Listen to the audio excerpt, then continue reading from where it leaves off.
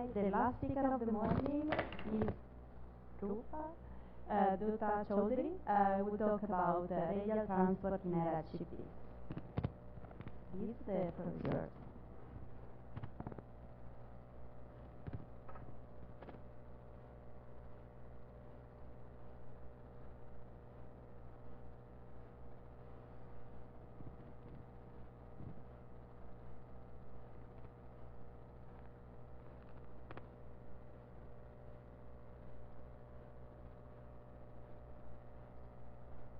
Hello. Hi, can you hear me?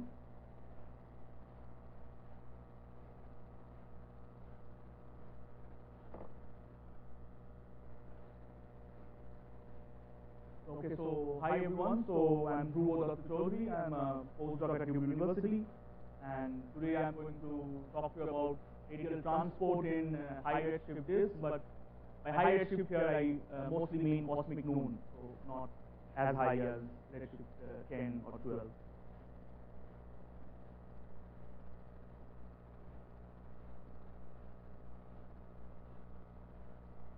Okay, so my talk is mostly going to be on simulations, but before I do that, I want to motivate our study. So I'm going to talk a bit about the observations. So this is observations by Reinhard Genzel in 2023, looking at radial velocities in cosmic noon disks.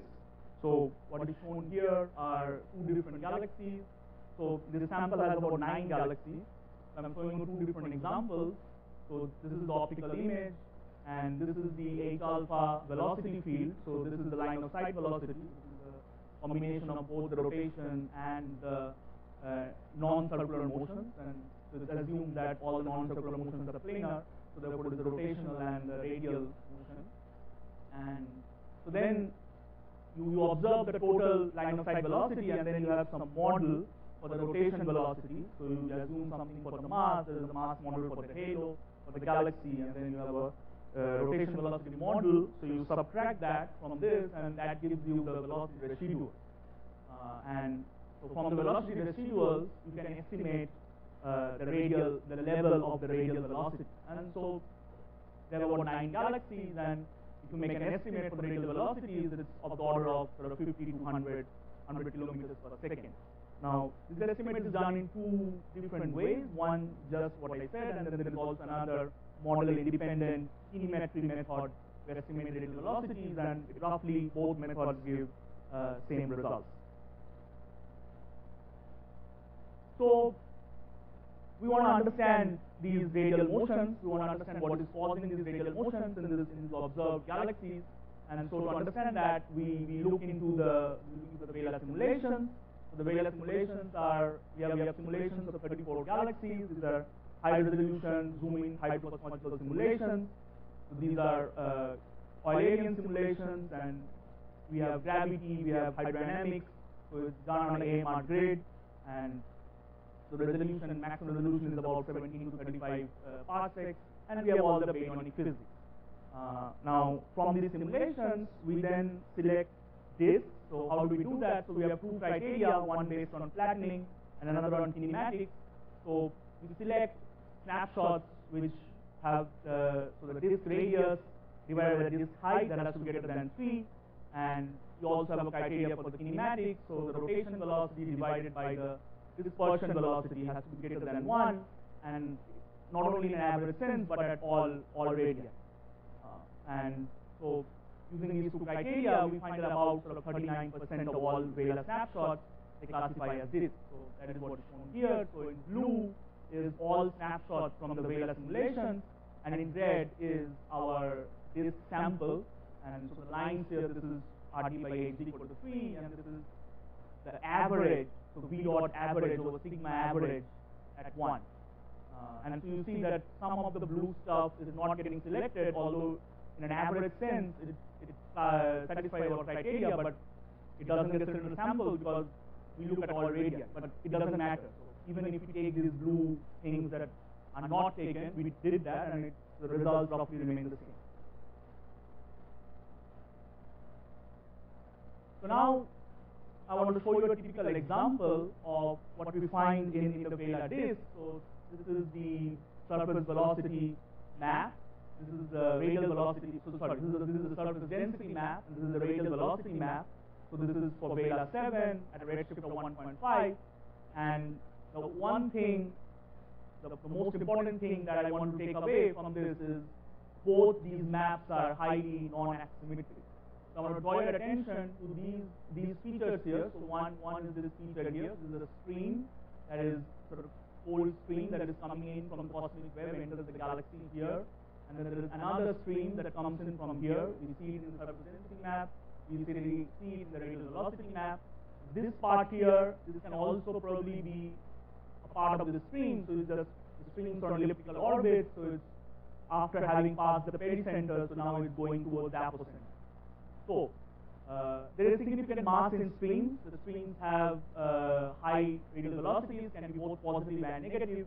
So they're going to play a prominent role in the story of radial transport. And I'm going to come back to this again in the later half of the talk.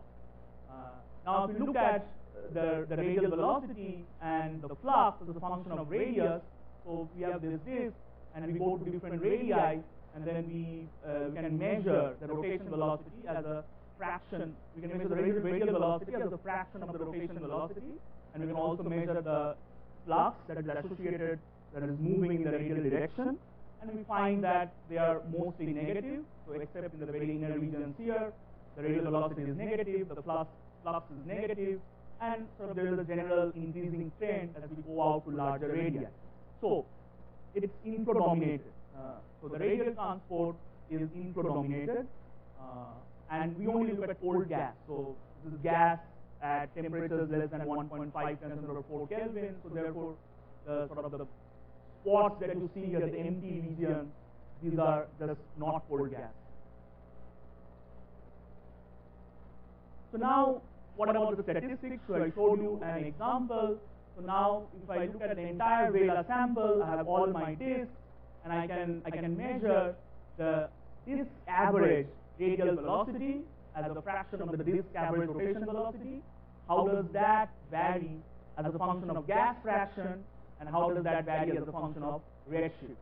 So this is with gas fraction, this is with redshift, and you have the scatter points and then sort of the median trends that is shown with these red squares and the sort of the scatter, 1 sigma scatter.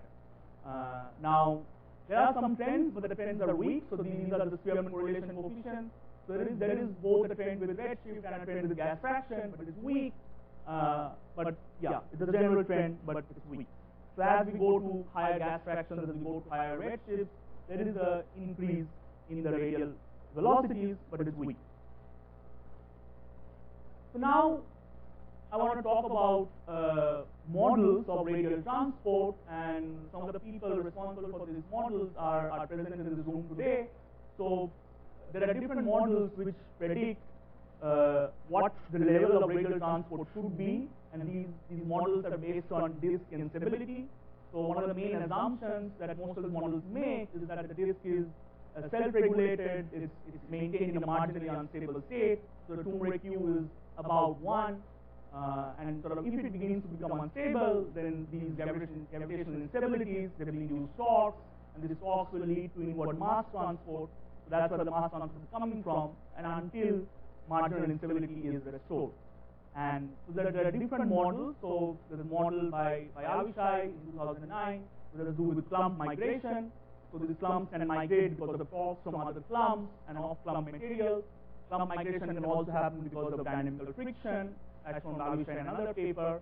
There is viscous disk transport. So here the turbulence, the disk that acts like viscosity, and that induces shocks due to shear. This is Strumos and Burkett 2010, and also Strumos et al. 2018. And then there is another paper by Avishai who looked at migration of rings that can form in disks that have a massive bulge. So we have 5 different models, and all these models give an estimate of the radial velocity based on disk instability. And we can compare these estimates to what we see in the simulation.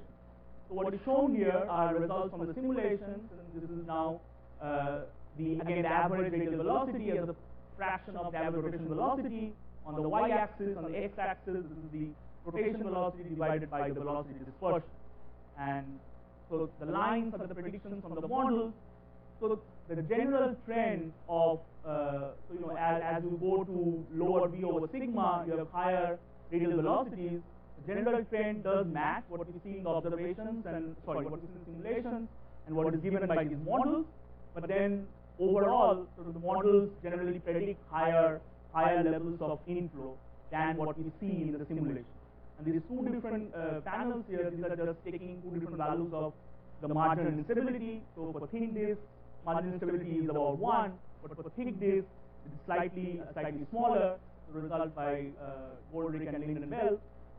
And so the main takeaway is that most of the models will give you sort of a higher radial velocity than what we see in the simulations.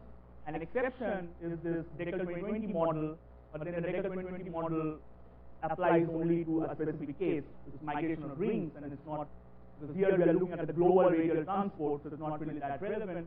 The most relevant for us are these two models, the Kumholz and Kumholz models, which apply to global gas transport. So why is this happening? So why do we have low levels of transport in the simulations as compared to the models? So maybe it has something to do with streams, because these models they don't talk about streams. There is no inflow in these models. So therefore, we wanted to look at streams in the simulations. Now these are Eulerian simulations. So how do we identify streams?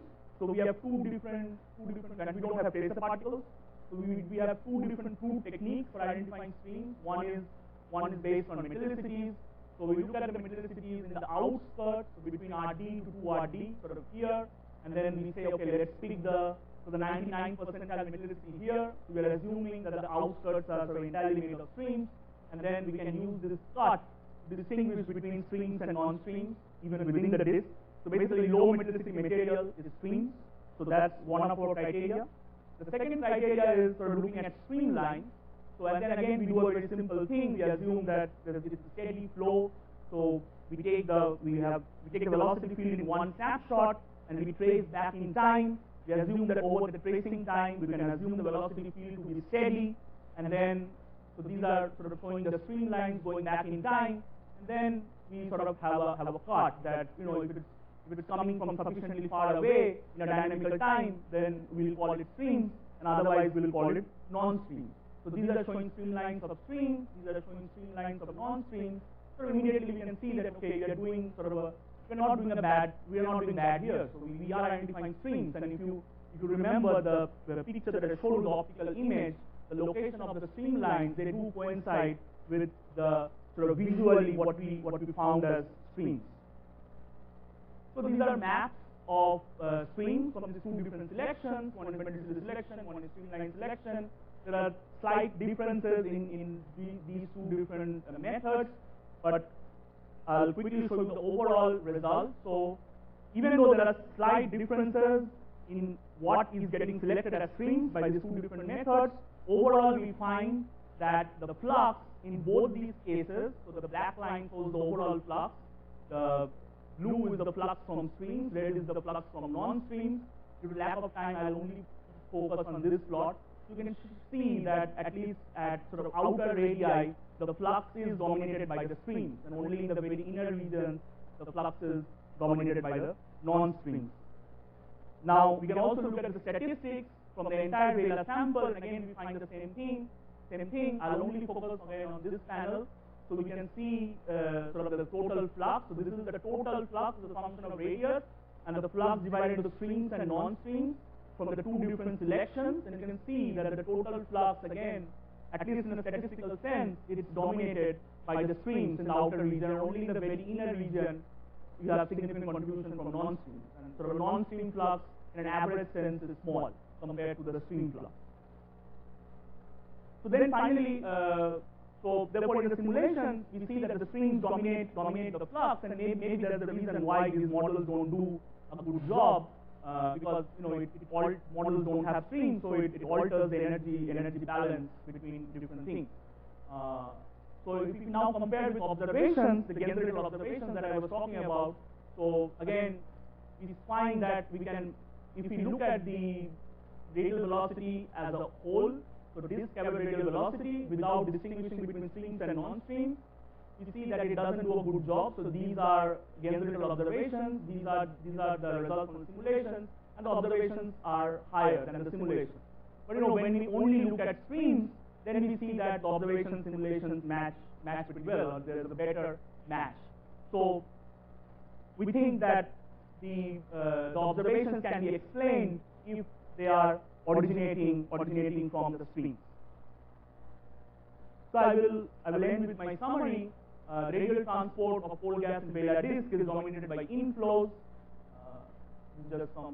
I'll skip this.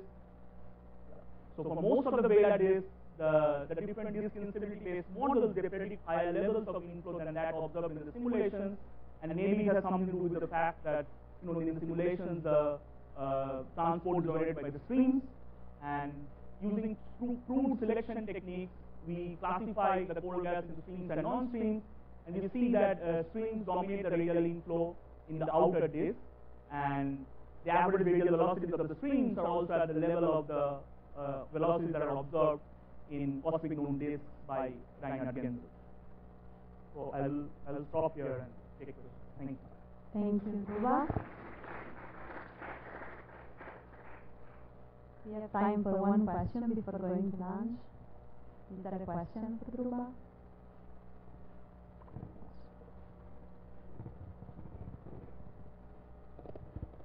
Hi, I'm trying to make sure I have the correct physical picture in mind. The observations I understood then were observations of transport of gas within the disk. Yes. But I hear you describing a picture where the transport is not due to motions within the disk, but something else called streams. No, it's within the disk, because it's the streams that have penetrated the disk. So, but the streams are not circularized into a disk? Streams are, so there is the total gas, and we don't know what is streams, what is non-streams in the beginning, and then within the disk we try to distinguish between that. But yes, the stream gas would not have circularized, so it's a recently accreted gas. Okay, thanks. But it's within the disk. It's a recently accreted gas within the disk. But it sounds like if the streams are going straight to the center, they don't really form a disk. They're going to the center. That's kind of what I'm confused about. But we can talk more about it. Okay. Okay. Thank you very much, and thank you to all the speakers of this session.